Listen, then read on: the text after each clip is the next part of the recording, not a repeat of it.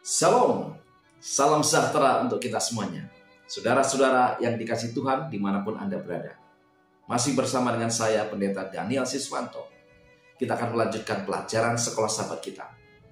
Saudara, kita telah tiba di pelajaran yang ke-12 atau pelajaran terakhir di triwulan yang pertama di tahun 2023 ini. Satu pelajaran yang sangat indah dengan judul Upah Kesetiaan. Namun sebelum kita mempelajari lebih lanjut, mari kita tunduk kepala dan kita berdoa. Bapa di surga, Allah yang Maha Kasih, bila mana kami akan mempelajari firman Tuhan melalui pelajaran sekolah sahabat ini, urapi kami dengan kuasa Roh Kudus Tuhan. Biarlah kami mengerti, memahami, dan pada akhirnya iman kami terus bertumbuh di dalam Tuhan. Terima kasih ya Tuhan, kami siap untuk mempelajari pelajaran sekolah sahabat kami. Dalam nama Yesus kami berdoa. Amin.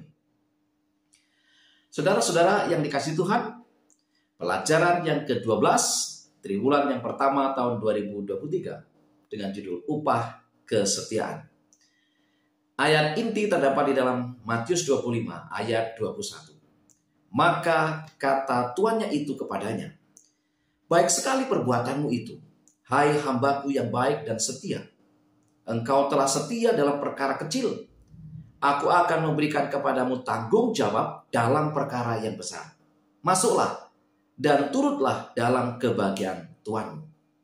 Saudara, Allah menjanjikan pahala yang di bumi dan yang kekal kepada umatnya, sesuai dengan perbuatan mereka. Pahala seperti itu memperlengkapi kita dengan motivasi yang cukup untuk tetap setia. Mereka yang dibenarkan oleh iman di dalam Kristus berhak menerima hidup yang kekal, terlepas dari perbuatan apapun yang mereka lakukan. Mari kita pelajari akan pelajaran kita di pelajaran hari Minggu dengan judul Upah untuk Kesetiaan. Ibrani 11 ayat 6, firman Tuhan berkata, tetapi tanpa iman tidak mungkin orang berkenan kepada Allah. Sebab barang siapa berpaling kepada Allah, ia harus percaya bahwa Allah ada dan bahwa Allah memberi upah kepada orang yang sungguh-sungguh mencari Dia. Dalam tulisan pena inspirasi hamba Tuhan Ellen G. White, Alfa dan Omega jilid 8 halaman 712 mengatakan, bahasa manusia tidak cukup untuk menjelaskan upah orang benar. Hal itu akan diketahui oleh mereka yang memandangnya. Pikiran fana ini tidak dapat mengerti kemuliaan Firdaus Allah. Saudara, Alkitab menggunakan kata yang berbeda-beda untuk keselamatan. Salah satu di antaranya adalah upah. Kita perlu mengerti bahwa upah yang Tuhan akan berikan kepada orang yang sungguh-sungguh mencari Tuhan tidak berarti bahwa keselamatan adalah jasa perbuatan baik seseorang. Tidak seorang pun tokoh dalam Alkitab yang mana perbuatan baik mereka cukup untuk diperhitungkan bagi keselamatan mereka. Jika kita dapat menyelamatkan diri kita sendiri oleh perbuatan, maka Yesus tidak perlu kesalib. Semua perbuatan baik adalah buah iman yang diberikan oleh Allah. Efesus 2 ayat 8. Dan pekerjaan keselamatan pada kenyataan dikerjakan oleh Allah sendiri. Yesaya 26 ayat 12. Jadi, keselamatan itu adalah kasih karunia, sebagaimana tertulis di dalam Roma 6 ayat 23. Dan dihargai oleh karena kesetiaan tidaklah sama dengan keselamatan oleh perbuatan. Matius 5 ayat 11 sampai dengan 12. Berbahagialah kamu jika karena aku kamu dicela dan dianiaya, dan kepadamu difitnahkan segala yang jahat. Bersukacita dan bergembiralah, karena upahmu besar di surga. Sebab demikian juga telah dianiaya nabi-nabi yang sebelum kamu. Ibrani 12 ayat 1 sampai dengan 2 menekankan, karena kita mempunyai banyak saksi, bagaikan awan yang mengelilingi kita. Marilah kita menanggalkan semua beban dan dosa yang begitu merintangi kita, dan berlomba dengan tekun dalam perlombaan yang diwajibkan bagi kita. Marilah kita melakukannya dengan mata yang tertuju kepada Yesus, yang memimpin kita dalam iman dan yang membawa iman kita itu kepada kesempurnaan, yang dengan mengabaikan kehinaan, tekun memikul salib, ganti sukacita yang disediakan bagi Dia, yang sekarang duduk di sebelah kanan tahta Allah. Saudara-saudara yang dikasihi Tuhan, dengan demikian kita mengerti bahwa upah adalah kerja keras dari apa yang telah Allah lakukan bagi kita, dan di dalam kita itu bukan apa yang kita lakukan. Di pelajaran hari Senin dengan judul Kehidupan Kekal, Roma 6 ayat 23 mengatakan, sebab upah dosa ialah maut, tetapi karunia Allah ialah hidup yang kekal dalam Kristus Yesus Tuhan kita. Yohanes 3:16, karena begitu besar kasih Allah akan dunia ini, sehingga Ia telah mengaruniakan anaknya yang tunggal, supaya setiap orang yang percaya kepadanya tidak binasa, melainkan beroleh hidup yang kekal. Saudara, kita harus memilih di mana posisi kita. Tidak ada jalan tengah untuk menerima kehidupan kekal atau kematian kekal. Allah memilih kesanggupan yang unik untuk melakukan apa saja yang Dia katakan Dia dapat buat untuk memenuhi semua janjinya. Bagian kita adalah percaya kepadanya, bergantung pada jasa Kristus, dan oleh iman menuruti firman-Nya. Pada hari-hari terakhir pelayanannya di bumi, Yesus memberikan kata-kata pengharapan dan keberanian yang ajaib ini kepada murid-muridnya.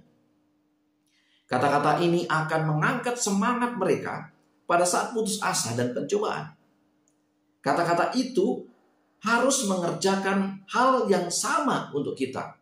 Yesus turun dari surga, kembali ke surga, dan telah berjanji kepada kita. Yohanes 14 ayat 3. Dan apabila aku telah pergi ke situ dan telah menyediakan tempat bagimu, aku akan datang kembali dan membawa kamu ke tempatku, supaya di tempat di mana aku berada, kamu pun berada. Saudara, kehidupan kekal yang dijanjikan Yesus akan sepenuhnya diwujudkan kepada orang percaya saat kedatangannya yang kedua kali. Kita memperoleh kepastian akan janji Tuhan ini, dan tidak ada sedikit pun keraguan, karena kedatangan Kristus yang pertama kali adalah jaminan untuk kedatangannya yang kedua kali. Kematian Kristus di kayu salib pada waktu kedatangannya yang pertama adalah kepastian terbesar akan kedatangannya yang kedua kali. Karena tanpa kedatangan kedua, apakah artinya yang pertama baginya? Di pelajaran hari Selasa dengan judul Yerusalem Baru. Wahyu 21 ayat 2. Dan aku melihat kota yang kudus, Yerusalem yang baru, turun dari surga, dari Allah, yang berhias bagaikan pengantin perempuan yang berdandan untuk suaminya. Saudara-saudara yang dikasihi Tuhan, Yerusalem baru adalah mahakarya Tuhan, dibangun untuk mereka yang mengasihi Dia dan memelihara perintah-perintahnya. Yerusalem baru akan menjadi rumah anak-anak Allah yang setia di surga selama milenium. Dan sesudah itu di dunia baru selama kekekalan. Kita hanya mengenal dunia di mana sekarang kita berada. Dunia yang sudah dirusak oleh dosa. Namun dalam Wahyu 21, kita mengerti bahwa kita memiliki pengharapan yang penuh bahagia. Apa saja? Yang pertama, sama seperti Yesus tinggal dengan kita dalam dunia yang sudah jatuh ini, ketika Ia datang dalam daging, Dia juga akan tinggal dengan kita dalam dunia yang baru. Sungguh, suatu hak istimewa bagi mereka yang melihat Yesus dari dekat dan secara pribadi. Namun, nanti kita akan memiliki kesempatan itu lagi. Tetapi sekarang, tanpa selubung dosa yang mengalihkan apa yang kita lihat.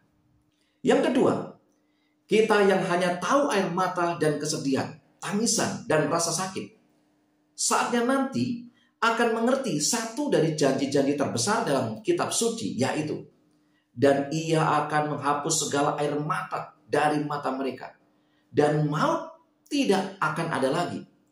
Tidak akan ada lagi perkabungan atau ratap tangis atau duka cita, sebab segala sesuatu yang lama itu telah berlalu. Wahyu 21 ayat 4. Dan yang ketiga, mengalir dari tahta Allah ada sungai kehidupan yang jernih, dan di bagian lain dari sungai itu ada pohon kehidupan. Tahta Allah akan ada di sana, dan mereka akan melihat wajahnya. Wahyu 22 ayat 4. Dan umat tebusan akan hidup dalam kedekatan dengan Allah. Wahyu 21 ayat 3, firman Tuhan berkata, lalu aku mendengar suara yang nyaring dari tahta itu berkata, lihatlah, kemah Allah ada di tengah-tengah manusia, dan ia akan diam bersama-sama dengan mereka. Mereka akan menjadi umatnya, dan ia akan menjadi Allah mereka. Di pelajaran hari Rabu dengan judul Perhitungan Akhir. Matius 24 ayat 3, firman Tuhan berkata, ketika Yesus duduk di atas bukit Zaitun, datanglah murid-muridnya kepadanya untuk bercakap-cakap sendirian dengan dia. Kata mereka, katakanlah kepada kami, bila manakah itu akan terjadi, dan apakah tanda kedatanganmu dan tanda kesudahan dunia? Saudara, dalam Matius 24 dan 25, Yesus menjawab pertanyaan murid-muridnya dengan menjelaskan dua hal, yaitu yang pertama, tanda-tanda dalam dunia di sekitar kita, seperti perang, kelaparan, gempa bumi, dan berbagai bencana lain. Yang kedua, kondisi yang akan terjadi dalam gereja sebelum Yesus datang kembali. Hal ini dijelaskan dalam 3 cerita. Satu diantaranya tentang talenta, yaitu bagaimana umatnya menggunakan karunia-karunia yang Allah telah berikan kepada mereka. Ellen G. White dalam Testimonies for the Church jilid 1 halaman 197 mengatakan, ditunjukkan kepadaku bahwa perumpamaan tentang talenta-talenta belum dimengerti sepenuhnya. Pelajaran penting ini diberikan kepada murid-murid untuk keuntungan kehidupan orang-orang Kristen pada hari-hari terakhir. Dan talenta-talenta ini tidak semata-mata mewakili kesanggupan untuk berkhotbah dan mengajar dari firman Allah. Perumpamaan itu berlaku pada sarana duniawi di mana Allah telah mempercayakan kepada mereka. Saudara-saudara yang dikasihi Tuhan, sangat alami bagi kita untuk berpikir bahwa orang lain memiliki lebih banyak talenta daripada yang kita miliki, dan karena itu mereka lebih memiliki tanggung jawab kepada Allah. Akan tetapi dalam cerita tentang talenta dalam Matius 25 ayat 14 sampai dengan 30, hanyalah seorang dengan 1 talenta, yaitu jumlah uang yang kecil, yang terbukti tidak setia dan akhirnya kehilangan kehidupan kekal. Jadi, daripada berpikir tentang tanggung jawab orang lain, biarlah kita fokus pada apa yang Allah percayakan kepada kita dan bagaimana kita menggunakannya untuk kemuliaannya. Kita rindu mendengar sambutan Yesus kepada kita pada akhirnya. Sebagaimana tertulis di dalam Matius 25 ayat 21. Baik sekali perbuatanmu itu, hai hambaku yang baik dan setia. Engkau telah setia dalam perkara kecil, aku akan memberikan kepadamu tanggung jawab dalam perkara yang besar. Masuklah dan turutlah dalam kebahagiaan Tuhanmu. Di pelajaran hari Kamis dengan judul Mata yang tertuju pada upah. Setelah pertobatannya, Paulus menyerahkan seluruh hidupnya untuk pekerjaan Kristus. Seperti Musa, Paulus juga memilih untuk menderita bersama anak-anak Tuhan yang setia. Demi Kristus, dia menderita pukulan, dilempari dengan batu, dipenjara, kapal tenggelam, lapar dan dingin, Dan masih ada lagi seperti yang dicatat dalam 2 Korintus 11 ayat 24 sampai dengan 33. Banyak sekali penderitaan yang dialami oleh Paulus. Pertanyaannya adalah, bagaimanakah Paulus sanggup menahan semua derita yang dialaminya? Yang pertama, nilai yang diletakkan oleh Paulus pada upah kesetiaan adalah hal yang menjaganya tetap bersemangat dalam menderita bagi Kristus. Ia menuliskan, sebab aku yakin bahwa penderitaan zaman sekarang ini tidak dapat dibandingkan dengan kemuliaan yang akan dinyatakan kepada kita. Roma 8 ayat 18. Yang kedua, tetap fokus pada tujuan. Filipi 3 ayat 13 sampai dengan 14. Saudara-saudara, aku sendiri tidak menganggap bahwa aku telah menangkapnya. Tetapi ini yang kukatakan. Aku melupakan apa yang telah di belakangku dan mengarahkan diri kepada apa yang di hadapanku. Dan berlari-lari kepada tujuan untuk memperoleh hadiah, yaitu panggilan surgawi dari Allah dalam Kristus Yesus. Saudara-saudara yang dikasihi Tuhan, Allah tidak berjanji kepada anak-anaknya bahwa mereka pasti kaya dalam harta duniawi. Dia mengatakan bahwa semua yang menghidupkan kehidupan yang saleh akan menderita penganiayaan. Apa yang ditawarkannya lebih baik dari kekayaan dunia. Dia mengatakan, aku akan menyediakan kebutuhan-kebutuhanmu. Dan kemanapun engkau pergi, aku akan menyertaimu. Kemudian pada akhirnya dia akan memberikan kepada umatnya yang setia kekayaan dan tanggung jawab serta kehidupan kekal. Sungguh suatu upah yang luar biasa. Kemakmuran bagi orang beriman adalah bersyukur atas apa yang dimiliki di dalam Tuhan dan percaya kepadanya dalam segala hal. Mendekati akhir kehidupannya, Paulus dapat berkata, mengenai diriku, darahku sudah mulai dicurahkan sebagai persembahan dan saat kematianku sudah dekat. Aku telah mengakhiri pertandingan yang baik. Aku telah mencapai garis akhir dan aku telah memelihara iman. Sekarang telah tersedia bagiku mahkota kebenaran yang akan dikaruniakan kepadaku oleh Tuhan, hakim yang adil pada harinya. Tetapi bukan hanya kepadaku, melainkan juga kepada semua orang yang merindukan kedatangannya. 2 Timotius 4 ayat 6 sampai dengan 8. Saudara-saudara yang dikasihi Tuhan, kiranya kita semua melalui kasih karunia Allah dapat mengatakan hal yang sama dan dengan kepastian yang sama. Sebagai kesimpulan pelajaran sekolah sahabat kita hari ini adalah,